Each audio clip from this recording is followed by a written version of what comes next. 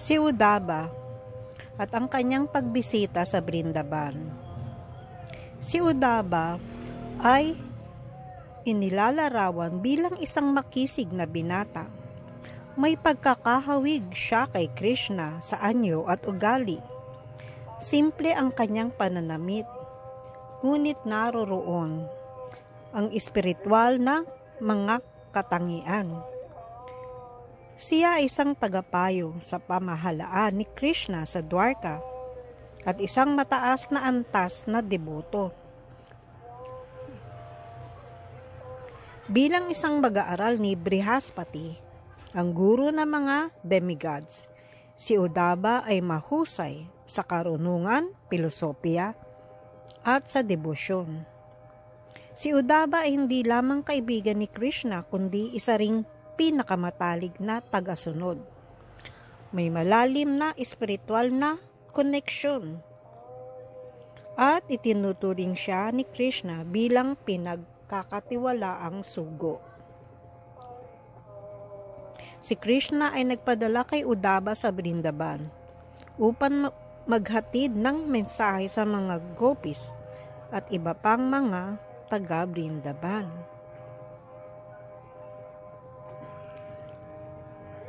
Bagamat malalim ang nauunawaan ni Uddhava sa mga espiritual na konsepto, napagtanto niya na ang pagmamahal ng mga gopis kay Krishna ay walang kapantay. Hindi ito matutumbasan. Ang kanilang pagmamahal ay tinatawag na Mahababa, ang pinakamataas na antas ng debosyon. Sa huli, si Uddhava mismo ay namangha at natutong tularan ang dalisay na debosyon ng mga gopi. Ang mga gopi ay iniisip si Krishna sa kanilang pagkakahiwalay 24 na oras sa isang araw. Si Krishna rin ay laging iniisip ang mga gopi, si Inang Yashoda, si Nanda Maharaj at ang mga residente ng Brindaban. Bagamat tila wala siya sa kanilang piling, nauunawaan niya kung paano sila lubos na nalulungkot sa transcendental na paraan. Kaya agad niyang nais na ipadala si Uddhava upang maghatid ng mensahe ng kaaliwan sa kanila. Si Uddhava ay inilalarawan bilang pinakabantog na personalidad sa dynasty ng Vrishni. Halos kasing tulad ni Krishna, siya ay isang dakilang kaibigan at dahil siya ay direktang mag-aaral ni Brihaspati, siya ay napakatalino at mahusay sa pagpapasya. Mula sa intelektual na pananaw, siya ay lubos na kwalipikado. Si Krishna bilang isang mapagmahal na kaibigan ni Uddhava ay nais siyang ipadala sa Brindaban upang pag-aralan ang napakataas na antas na debosyonal na paglilingkod na isinasagawa doon.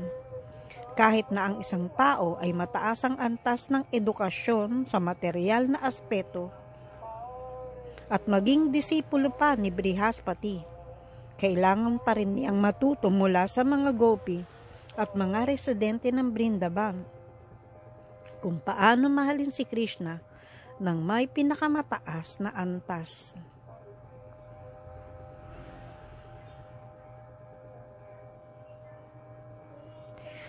Ang pagpapadala kay Uddhava sa Brindaban na may mensahe para sa mga residente upang aliwin siya ay isang natatanging pabor ni Krishna kay Uddhava.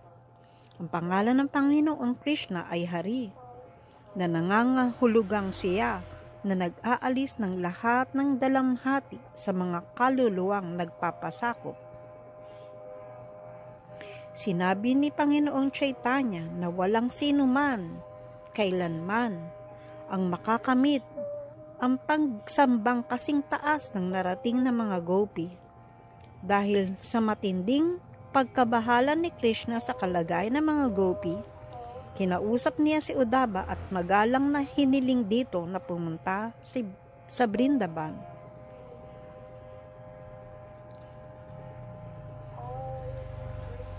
Aking mahal na kaibigang Maginoo Udaba, pakiusap pumunta ka agad sa Brindaban at subukang aliwin ang aking ama, ina sina Nanda Maharaj at Yashoda Devi at ang mga gopi.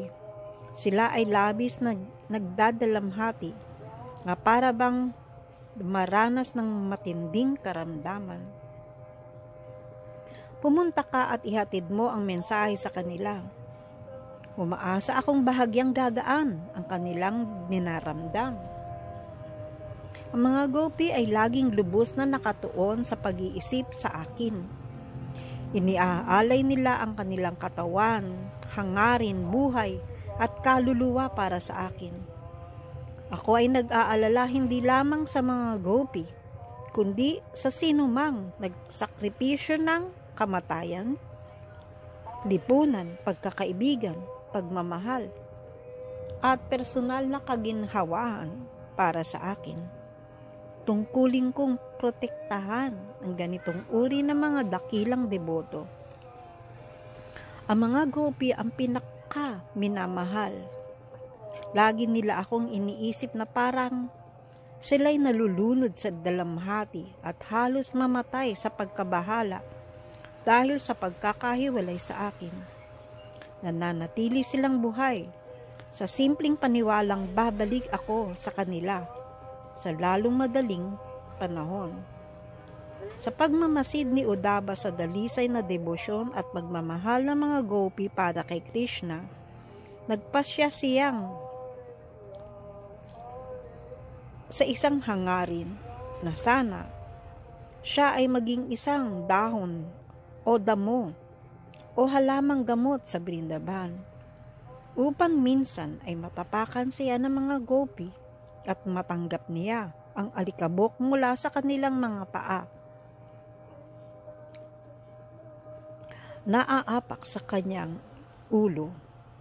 Chaitanya Charitamrita, Antya-lila 7.47. Haribol.